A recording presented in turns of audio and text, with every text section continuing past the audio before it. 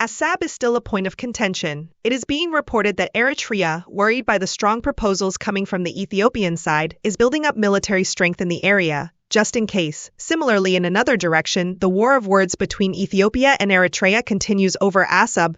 Ethiopian media outlets have been widely disseminating information with content stating that Ethiopia deserves a sea outlet, that Assab was unjustly taken, and that the historical injustice must be corrected. The media also works on continuous reports centered on this idea. Documentaries focusing on the sea outlet are being presented, and military and political analysts are also appearing on various media to give their explanations. This focus has been observed in Ethiopian media for some time now. The social media battle is also not to be taken lightly. On the other side, Eritrea is engaging in a defensive war of ideas to counter the claims coming from Ethiopia that Assab belongs to them. Eritrea's responses to Ethiopia's claims are focused on historical and political points. When speaking historically, they reference history, questioning when Ethiopia was ever a sea outlet owner to claim it back now. Eritreans in this regard are seen going back in history, taking the matter back to the thousand-year-old Aksumite kingdom, and citing historical archives as references. Taking the matter to the last century, they cite the creation of Eritrea by Italy, and the border demarcation treaty between Emperor Menelik II and Italy. They argue that Menelik, by agreeing to a border that went 60 kilometers inland from the coast, agreed to the colonial border, which must be respected. This line of argument was recently shared on the X page of Eritrea's Minister of Information, Yemane Gebremeskel. The point that the colonial treaty must be respected is strictly raised by Eritrea, because after African countries gained independence from colonial rulers, the then Organization of African Unity, now the African Union, passed a decision known as status quo, or iudi possidetis, stating that all countries should accept their colonial borders to prevent territorial wars between countries. Eritrea consistently uses this decision, which calls for countries to maintain their colonial-era borders and territory, as a critical political argument. This is being presented as a political argument in addition to the historical debates. On the other hand, there are responses from Ethiopians to the historical and political points raised by Eritrea. The first is a response to the question, or argument, of when Ethiopia was a sea outlet owner to be claiming its return today. Those who view the history more broadly argue that if history is to be discussed, we should not isolate Assab, but rather look at all the ancient ports, including Massawa, Zayla, Tajura, Adulis, and Berbera. They argue that due to Ethiopia's historical antiquity, it was the owner of the Red Sea coast, conducting trade exchanges as far as Yemen, Puntland, the Arabian Peninsula, Somalia, and other Kushite territories, and was not paying port rent as is the case today. It should be noted that Zayla today is a historic port in Somaliland, near the southern coast of Djibouti. Around 50 AD, according to the Greek text Periplus of the Erythraean Sea, Zayla was one of the ports that facilitated trade in the region after the Aksumite kingdom's coastline. The civilizations of Daamat and the Aksumite kingdom, which are considered the foundation of Ethiopian civilization, were established following the sea outlet. The collapse of the Aksumite era due to a popular movement in the central country prevented Ethiopia from having a strong central government. In the years of internal conflict between the Aksumite and Zagwe dynasties, until a stable central government was established, the coast was open, allowing invaders to control the free Gulf and collect international shipping tariffs.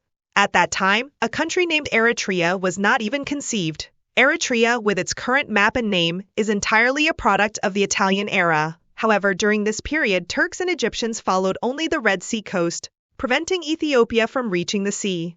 Historical archives show that the focus of these two forces was not a control that extended to the lower Afar desert areas, but rather to the current northern part of Eritrea, namely Massawa, and towards the main Sudanese Red Sea direction. The Red Sea-adjacent, Desert Afar region was a coastline administered by the Afar Sultanates, which had close ties with the Ethiopian central governments. Historical archives clearly show that Ethiopian kings, instead of struggling with the Turks in the upper part current northern Eritrea, connected with the world through the Afar side coastline, which is the current Assab coast. Ethiopian historians who analyze history from this perspective are seen presenting their arguments, telling those who raise the point that Ethiopia was not a sea outlet owner to look at the history in depth. It is true that Assab was developed into its current form as a port by the Italian colonialists. At the time, 400 years ago and thereafter, other powers like Turkey and Egypt only focused on the coastline and did not engage in efforts to cut off Ethiopian territory and create a new country alongside Ethiopia. Historical archives show that Turkey, in particular, was confined to the Massawa coast area for a long time. It was the Egyptian invading force that attempted to penetrate and expand deeper into Ethiopian territory beyond the Red Sea coast, but this effort failed after being repeatedly defeated by Ras Alula. Finally, it was the Italian colonizer who created a country called Eritrea by closing off the Red Sea coast entirely from end to end against Ethiopia, creating a coastline of over 1,000 kilometers. The point where Eritrea's history begins, separated from Ethiopia's, is at this historical turning point. The current Eritrean population, which shared the history of northern Ethiopia then known as Bar Nagash, had its map drawn by the expanding Italian invaders after being cut off from Ethiopian territory. The name Bar Nagash was also changed to Eritrea. When Italy cut off Ethiopian territory and completely closed off over 1,000 kilometers of Red Sea territory to suffocate Ethiopia, its main goal was not to create and control Eritrea as a country. Eritrea was a stepping stone, not the ultimate goal of the Italian colonizers. The ultimate goal of the Italian colonizers was to use Eritrea as a platform to weaken and control Ethiopia by isolating it from the Red Sea. The Italian colonizers had also controlled some territory in present-day Somalia as a colony. Based on this, they had a dream of connecting Eritrea and their Somali colony to create a large East African territory. However, the presence of Ethiopia between Somalia and Eritrea became an obstacle to this Italian East Africa colonial ambition. It was with the calculation that they would defeat Ethiopia in any way, suppress Eritrea, Ethiopia, and Somalia, and form one giant Italian East Africa colony that the Battle of Adwa took place. However, Italy's defeat at Adwa caused their plan to fail. The government of Emperor Menelik II at the time made many efforts, especially in the diplomatic sector, to open the sea outlet that was closed off to the country. However, Menelik's declining health and the resulting internal power struggles among the nobility forced the political focus to shift from external to internal matters. Italy used this opportunity to solidify the country called Eritrea day by day and time by time. In this process, after everything, 40 years after its defeat at Adwa, Italy again invaded during the reign of Emperor Haile Selassie, driving out the emperor and managing to occupy Ethiopia. During this time, the two territories, Ethiopia and Eritrea, separated by the Merab River border, were brought together. However, the resistance from Ethiopian patriots for 5 years, combined with the international politics of the then World War II and America, forced Italy to leave both Ethiopia and Eritrea. Afterward, the question of what should happen to Eritrea became highly controversial. Various options were proposed at the time.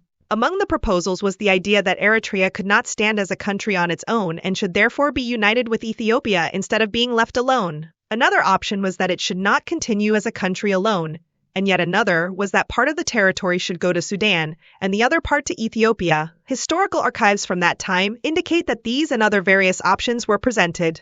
Finally, based on the principle of self-determination for the Eritrean people, the majority of the Eritrean people stated that they wanted to be with Ethiopia, leading to Eritrea uniting with Ethiopia in a federation. At that time, Ethiopia took over both ports and the Red Sea coastline, which stretches for over 1,000 kilometers.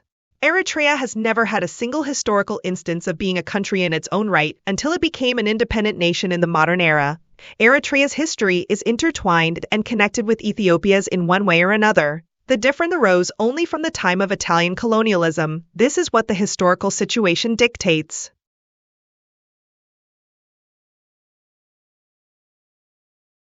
That wraps up our detailed look at the ongoing debate between Ethiopia and Eritrea regarding sea access via Assab. We hope this analysis has been informative. If you found this video helpful or thought-provoking, please make sure to subscribe to Daily Ethio News for more Daily Horn of Africa updates. Don't forget to like, share, and leave your comments below. We love hearing your thoughts and engaging with our community. Your support helps us bring you more in-depth content like this. Thank you for watching, and we'll see you in the next video.